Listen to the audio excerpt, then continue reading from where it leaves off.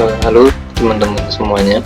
Jadi di kesempatan kali ini saya akan mencoba menjelaskan bagaimana sebuah perancangan e-commerce website itu yang bernama Egyo Store dengan menggunakan metode UCD atau kepanjangannya adalah User Centered Design.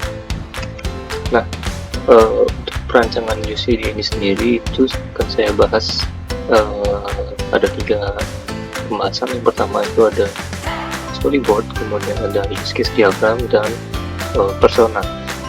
Seperti kita tahu bahwa perancangan menggunakan UCD ini artinya kita mengedepankan kebutuhan dari pengguna itu sendiri. Bagaimana kita merancang sebuah website aplikasi yang sesuai dengan kebutuhan pengguna. Jadi seperti itu. Nah, sebelum melangkah kepada sebuah perancangan, sebaiknya kita mencari permasalahan yang ada atau permasalahan yang dapat kita angkat sehingga menjadi sebuah pembahasan dalam UCD ini.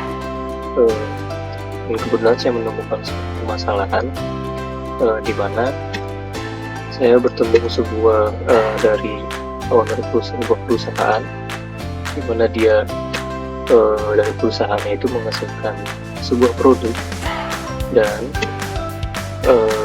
dari owner sendiri itu dia kebingungan atau bingung ya bagaimana cara melakukan penjualannya, karena di penjualan sebelumnya itu dari ownernya hanya mengenalkan media sosial berupa WhatsApp dan melalui Instagram saja. Nah, untuk sebelum kita melanjut ke langkah UCD, itu langkah baiknya kita melakukan wawancara terlebih dahulu kepada ownernya. Ini perwakilannya dia juga kepada owner perusahaan sebagai pengguna utama nantinya, karena dia akan menggunakan untuk website yang akan dikembangkan. Sini dapat informasi dimulai dari mengapa memiliki website yang dibuat, kemudian yang menjadi tujuan utama dalam website ini, kemudian hasil luaran dari website ini, kemudian apakah website ini nantinya bisa diakses semua orang atau hanya kalangan tertentu saja atau dibatasi contoh seperti itu. Kemudian bagaimana cara melibatkan pengguna dalam pembuatan website ini. Nah, setelah wawancara dilakukan, kemudian mendapatkan informasi dan mengenai permasalahan yang dihadapi oleh owner perusahaan, kemudian kita melangkah ke langkah selanjutnya. Nah, di awal tadi saya sudah menjelaskan itu akan ada 3 bahasan. Yang pertama itu ada storyboard, kemudian ada use case, dan juga persona. Untuk langkah ini itu adalah storyboard. Seperti kita tahu bahwa storyboard itu membuat seseorang itu membayangkan suatu cerita itu yaitu mengikuti gambar-gambar yang sudah tersaji. Jadi pada kasus ini storyboard dibuat berdasarkan sebelumnya, itu seperti hasil dari wawancara dan juga permasalahan yang ditemui, dan menghasilkan persepsi yang sama dengan ide yang dibuat. Artinya setelah storyboard dibuat, itu disebarkan ke penggunanya dan mendapatkan feedback dari masukan dari sebaran yang dilakukan, seperti itu. Nah, ini dia untuk storyboard yang sudah dibuat berdasarkan wawancara dan juga permasalahan sistem ini. Di sini adalah memiliki sebuah produk yang dihasilkan dari produksi perusahaannya. Kemudian penjualan sebelumnya hanya melalui sebuah media sosial. Ini pada gambar 2 seperti WA dan Instagram, yang dia membuat hal ini jadi bingung. Nah, kemudian dia mencoba mencari sebuah referensi dari buku, dari berbagai sumber untuk solusi terbaik yang dia bisa lakukan untuk meningkatkan penjualannya. Kemudian dia mendapatkan di sini dia melakukan referensi dan juga ada developer yang mencantumkan kontak atau yang bisa yang dapat dihubungi dan dapat membantunya dapat membuat website e-commerce. Nah kemudian si owner ini dia langsung menghubungi developernya dan membicarakan kebutuhannya untuk membangun sebuah website menjual produknya. Istilahnya itu adalah brainstorming, dalam artian dia berkonsultasi bagaimana sebaiknya dan segala macamnya. Kemudian mengatakan kebutuhannya, dari pihak developer sendiri dia memberitahukan bahwa sebelum pengembangan perlu dilakukan survei begitu sebelum masuk ke tahap produksi, dalam artian agar website ini nantinya tidak hanya sesuai dengan kebutuhan pengguna utama, tapi juga pengguna lainnya, dalam artiannya adalah pelanggan dari owner ini sendiri. Jadi seperti itu untuk scene 7. Kemudian setelah diberikan penjelasan, owner ini bingung. Ternyata banyak yang sudah dilakukan sebelum memasuki sebuah pengembangan website, seperti pengetahuan desain, kemudian pengetahuan warna, apakah berkaitan dengan warna, identitas dari perusahaan sendiri, dan kemudian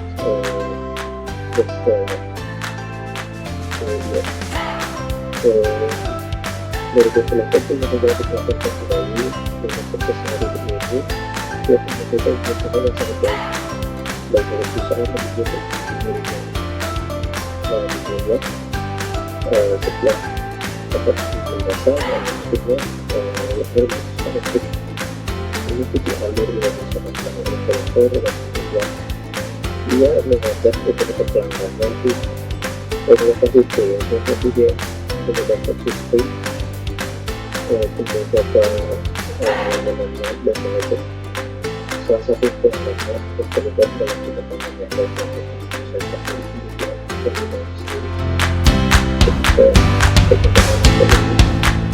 masing-masingnya tersesuai dengan kebutuhan dari pengguna atau pelanggannya. Nah, bagi hasil survei, website yang dibuat sangat baik dan sesuai dengan solusi termasuk untuk desain yang dilakukan dasar survei, kemudian cara melakukan survei seperti itu. Kemudian sampai ada sebuah kebutuhan dan juga banyak beberapa juga sangat baik responnya, sehingga dari survei ini dapat kita melakukan kita masuk dari ini untuk membangun penggunaan atau penggunaan dasar untuk memahami atau dapat mengerti bagaimana penggunaan website yang memasuki ke pemahaman ke satu ide seperti itu, ke satu jalan itu. Kemudian berikut saya tampilkan hasil survei yang dilakukan, di mana memberikan dulu form yang buat 30 responden dengan umur antara 17 tahun sampai dengan 30 tahun dan profesi pekerjaannya mahasiswa dan ada aturan orang tua.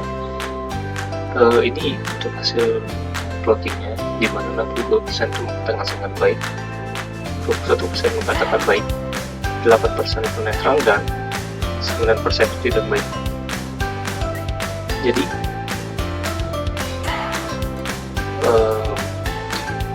berdasarkan hasil survei juga pengguna dari harapan itu memilih beberapa desain dan juga beberapa warna-warna yang disediakan oleh developer untuk perancangan websitenya. Di sini sudah disatukan ya dengan beberapa pengguna itu memilih yang di titik hijau ini.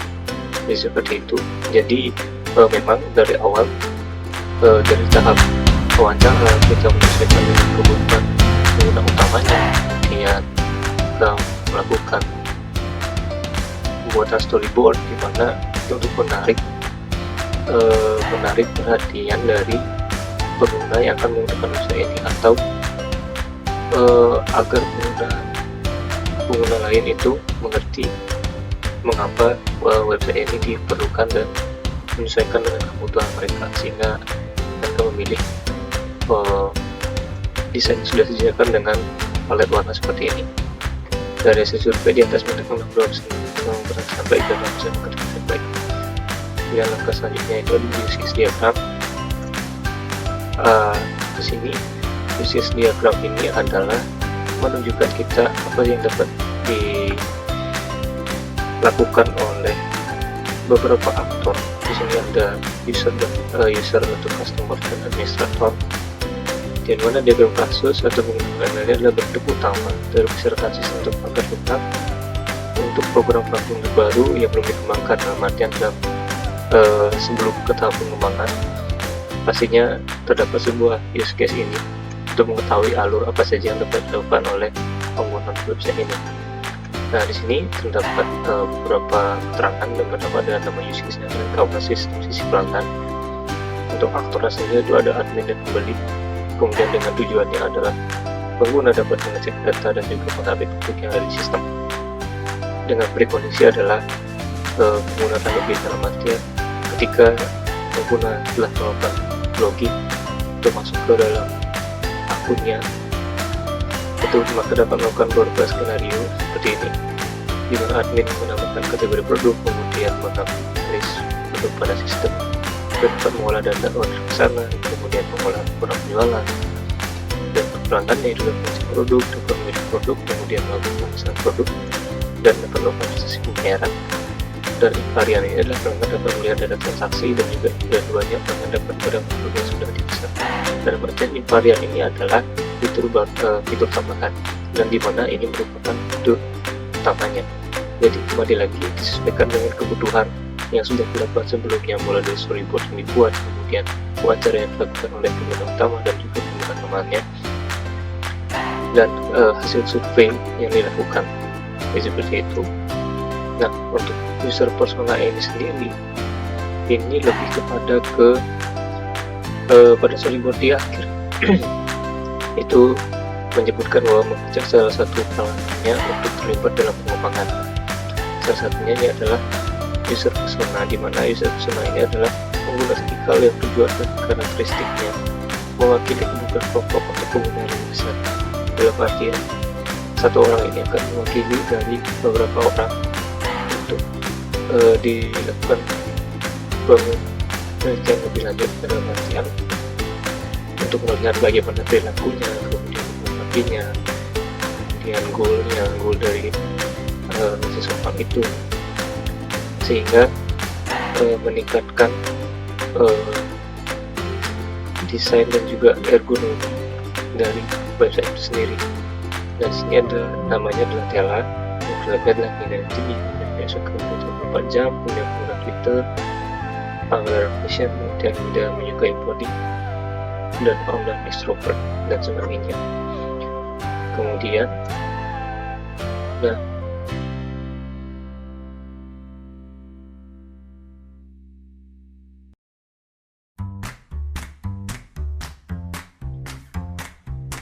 di sini untuk wireframe-nya.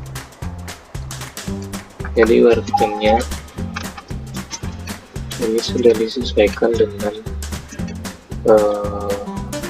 langkah sebelumnya, dimana wireframe terletak untuk konten-konten yang akan ditetapkan di websitenya. Di sini ada navigation bar, kemudian ada kategori untuk produknya, kemudian sini ada gambar produknya nanti, ada namanya, dan juga ada tombol untuk melakukan pembelian.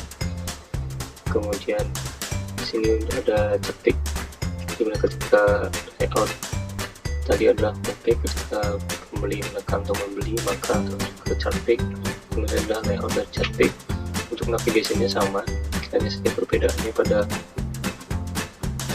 letak gambarnya saya kiri, kemudian dia ada beberapa drop down untuk penjelasan dari produknya. Kemudian sini ada beberapa tombol untuk melakukan penamanan, pengurangan jumlah produk yang ingin dibeli. Kemudian ini akan diarahkan ke halaman selanjutnya untuk melakukan proses lebih lanjut. Kemudian masuk ke halaman check out page. Nah, di sini layoutnya seperti ini, dimana ini untuk produknya sendiri. Ini bisa melakukan delete, kemudian ada nama program produk, kemudian ada address summary-nya, kemudian ini untuk titiknya juga hampir sama, hanya saja berbeda. Di sini ada alamat bukan produknya. Kemudian untuk order pin-nya, di sini terdapat ringkasan yang dimana ini produknya, di sini adalah informasi penerima dan juga tulis ongkirnya. Dan di sini untuk ringkasan dari pesanan yang dilakukan. Nah, kemudian di sini untuk pembayaran. Ini menu halaman untuk pembayarannya, dimana ini merupakan pop-up nantinya untuk melakukan pembayaran. Dan selanjutnya kita akan langsung ke mockup dan juga untuk melakukan prototyping.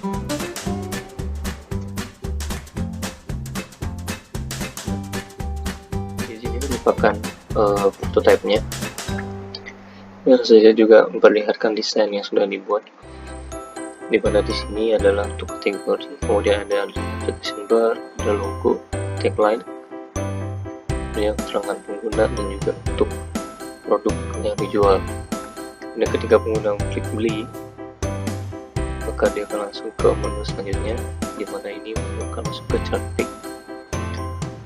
Jadi pengguna ketika melakukan pembelian barang ini akan langsung masuk ke chart pick. Kemudian di sini terdapat drop down, ya drop down untuk keterangan produknya. Dan ketika klik membeli, maka di sini merupakan hampir sama dengan itu level checkout, dimana ini untuk produknya di sini, kemudian untuk order summary berada di kanan.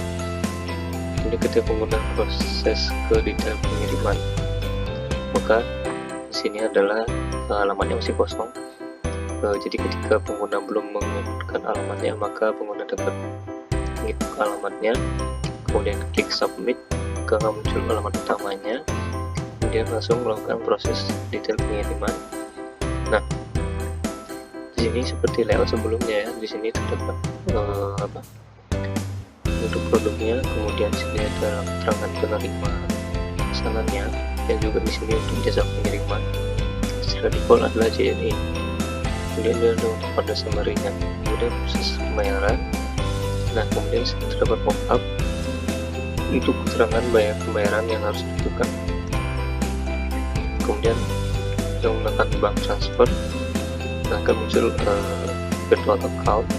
Kemudian kita klik continue, maka hasil transaksi tadi akan masuk ke my shopping, seterusnya ada berhasil.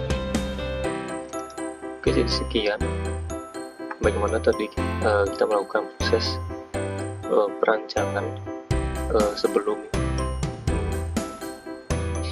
melakukan sebuah ke tahap desain websitenya. Jadi kita melakukan brainstorming dengan ownernya sendiri, kita menanyakan kebutuhan utamanya bagaimana, kemudian apa saja fitur-fitur nantinya yang akan digunakan pada website ini.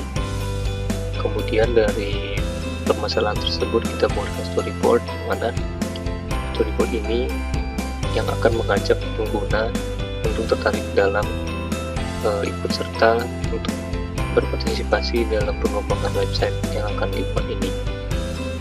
Jadi seperti itu, dan tentunya dengan terlibatnya pengguna ini untuk akan menyelesaikan kebutuhan mereka, sehingga tujuan dari UCD ini tercapai. Dalam artian adalah mengutamakan kebutuhan dari pengguna itu sendiri. Dan dengan menerapkan UCD ini, maka akan disesuaikan dengan persona dari pengguna itu sendiri.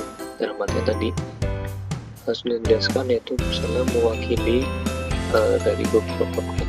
Dalam artian kita bisa menggunakan salah satu orang untuk dilakukan analisis, seperti melihat bagaimana perilakunya, kemudian bagaimana perilakunya, seperti itu untuk penerapan desain dari website yang akan dirancang. Seperti itu kira-kira. Mohon maaf jika ada kesalahan penjelasan. Semoga video ini bermanfaat dan terima kasih.